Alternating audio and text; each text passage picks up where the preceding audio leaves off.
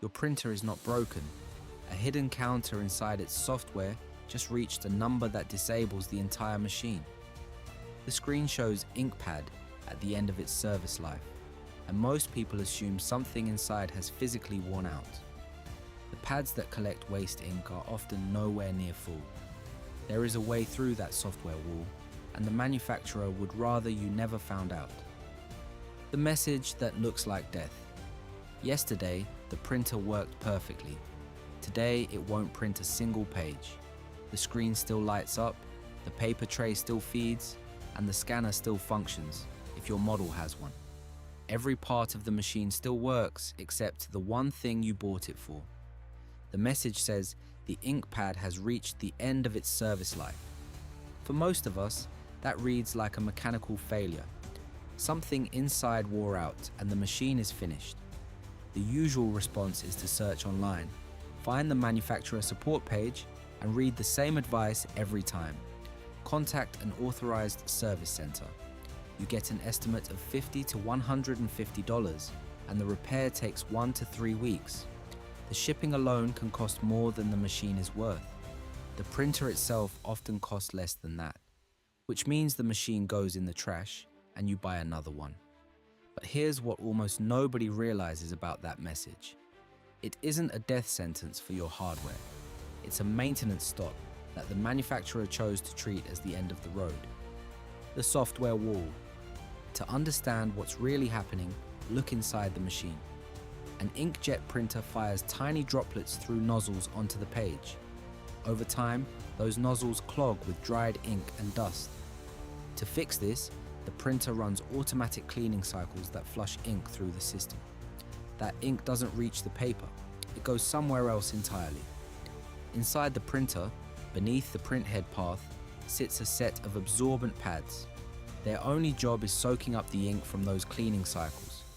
This is normal, and it's part of how the machine keeps itself working.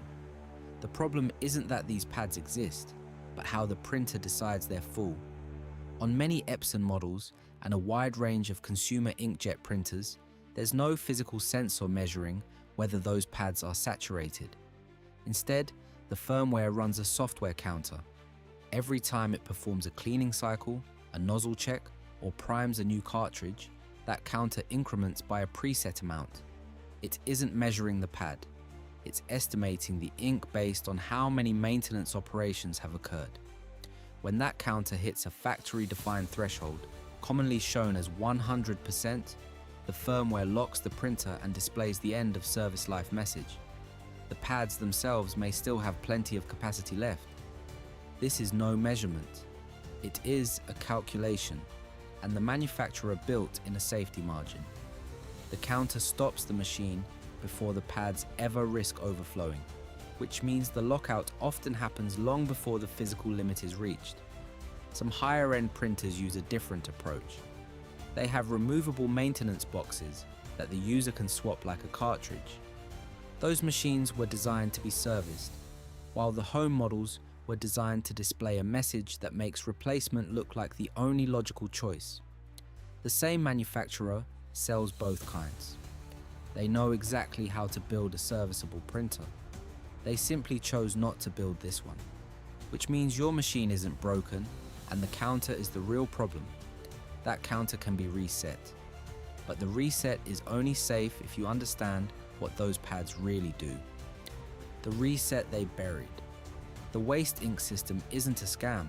Those pads exist for a real purpose. Without them, flushed ink leaks into the electronics and ruins the machine. The safety logic is genuine, though the pretense that the only solution is another printer is not. Because the counter is an estimate and not a reading, the safe path is straightforward. You inspect the pads physically, and if they're not saturated, you reset the counter through diagnostic software. A community of independent repair technicians has developed utilities that read and clear the waste ink counter through a simple USB connection. These tools exist because the manufacturers refuse to expose an official reset function to the end user. The reset itself takes a few minutes and a USB cable. The printer doesn't even need to leave your desk.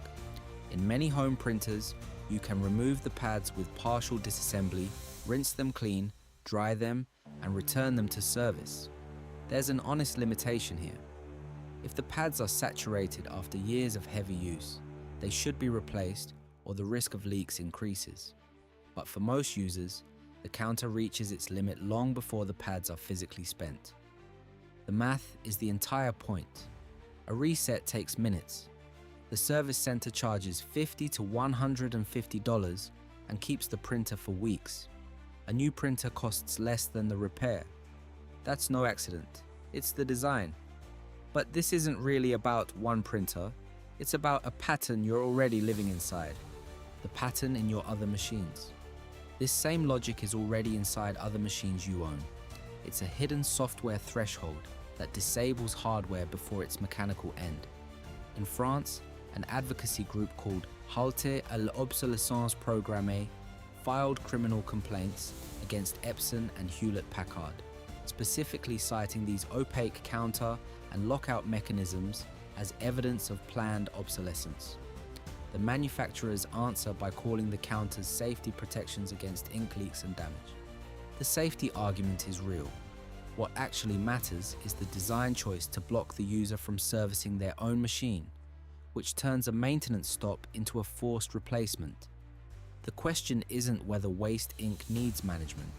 It's who gets to decide when a machine dies. Once you start asking that question, you see the same wall everywhere. You now have the full picture. The message that looks like death is just a number that can be reset. The knowledge never disappeared, but was simply withheld from you.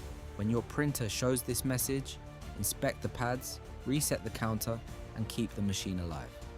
This channel is built on finding the knowledge that makes you more self-sufficient and less dependent on a purchase every time a screen says your machine is finished.